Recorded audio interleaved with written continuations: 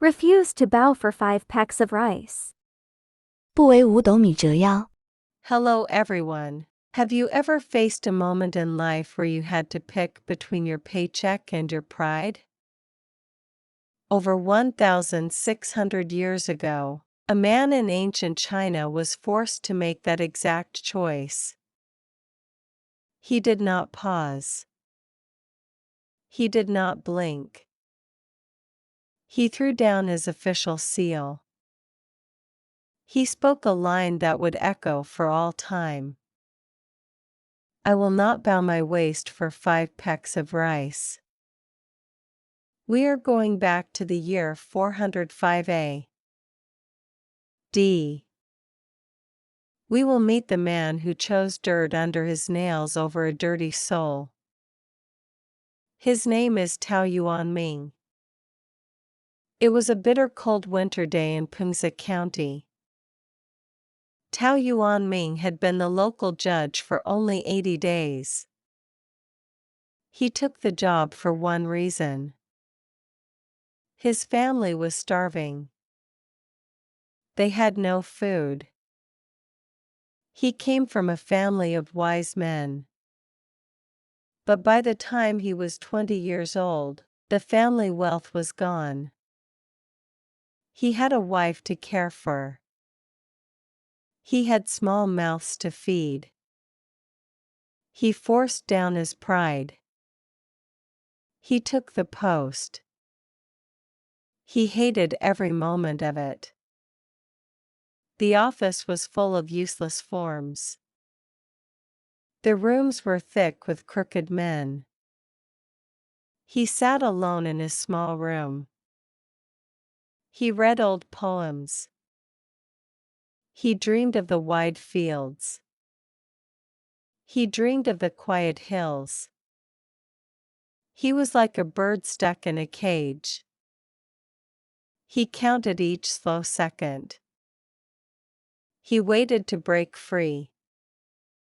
One cold afternoon, a clerk burst into his study.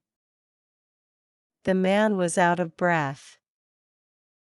His face was full of fear.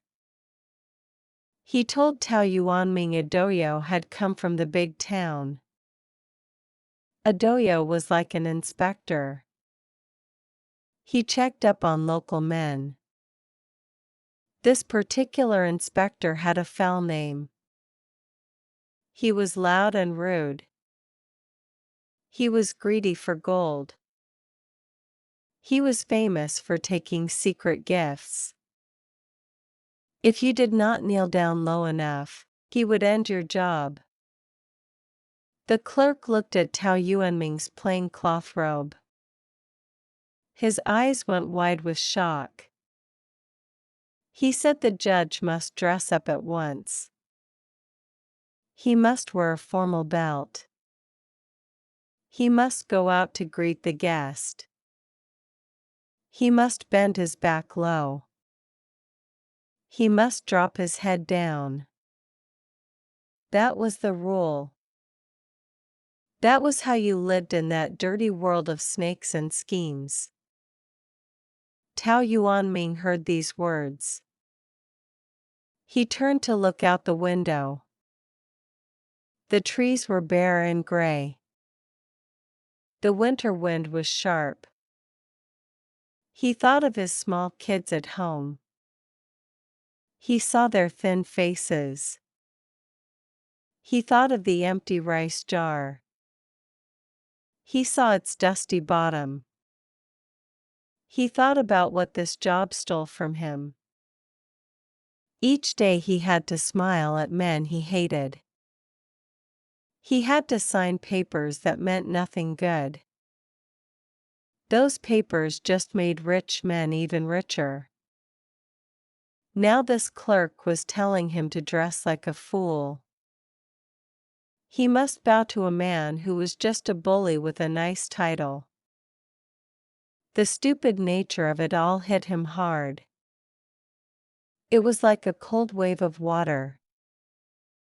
He took a long and heavy breath. Something deep in his chest just snapped in two. It was the last weight that broke the camel down. Have you ever felt that same ache? Have you sat in a dull room with a boss and thought, I cannot last one more minute here? That is just where Tao Yuanming stood. He was not just worn out. He was truly sick.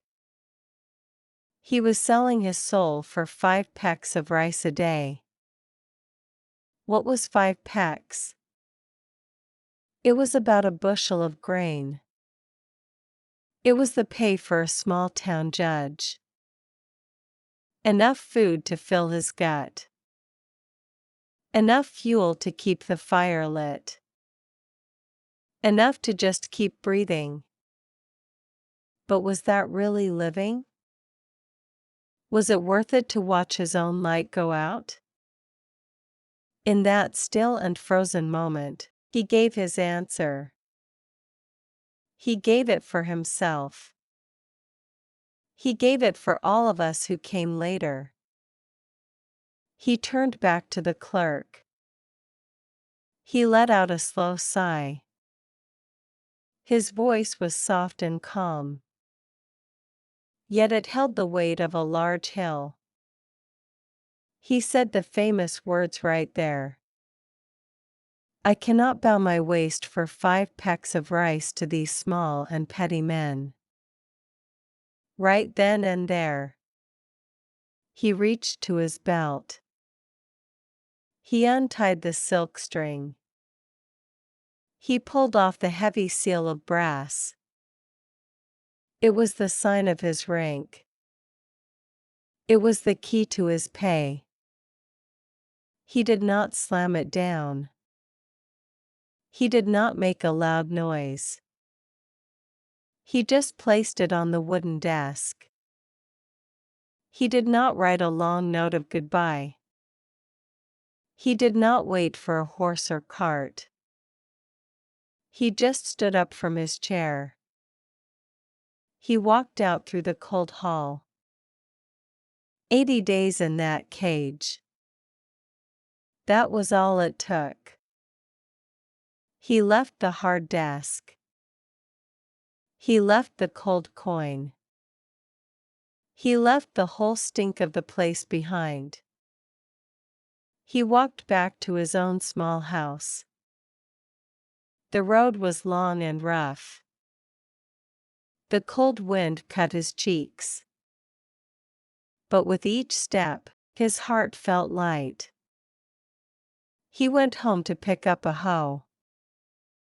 He went home to grab a plow. He went home to be a poor man of the soil. He went home to be free. His friends might have thought him wild. His wife might have feared the lack of food. But Tao Yuanming knew the truth.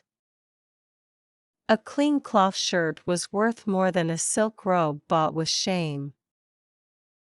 He tilled the hard ground with his own 2 hands. He planted beans near the south hill. The weeds grew thick. The harvest was small. But he was calm. He was where he was meant to be. He picked gold blooms by the east fence. He let his eyes rest on the far south peaks. He wrote poems that spoke of clouds and birds. Those words are still read by us today. That line about 5 pecks of rice did not die with him. It grew strong roots. It spread like a vine. It became a wise proverb. It set a high bar for the soul. It is a line that great minds have held close. Even plain folks like you and me say it in our heads. We say it when the world tries to buy our honor for a cheap price. Tao Yuanming did not just walk out of a job. He showed us a thing that time cannot wash away. He showed that peace in your chest beats a fat bankroll. He showed you can own no land and still be rich in heart. He showed that the bravest act can be to just stand tall and leave. So next time you face that hard pick between the smooth path and the right one, think of that man in the cold room. Think of the small town of Pengza. Think of the 5 pecks of rice. Do not bend your spine. Do not crack your core. Go back to your own field. It does not have to be real dirt. It can be the work of your hands. It can be a quiet room. Go back and find your calm. That is the gift Tao Yuanming left for us. I will see you in the next tale. 下集请移步主页观看。